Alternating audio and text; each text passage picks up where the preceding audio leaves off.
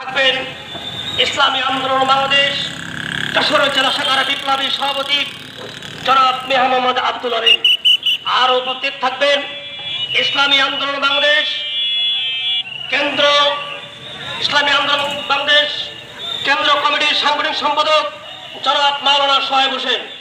আর উপস্থিত থাকবেন ইসলামী আন্দোলন বাংলাদেশ যশোর জেলা শাখার বিভিন্ন পর্যায়ের নেতৃবৃন্দ, থানা শাখার নেতৃবৃন্দ।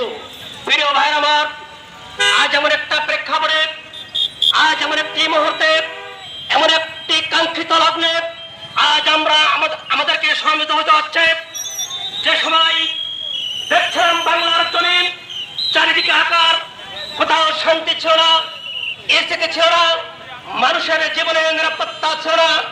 সেই মুহূর্তে জাতির এই ক্রান্তিময় লগ্নে যখন দরকার ছিল বাংলার একদম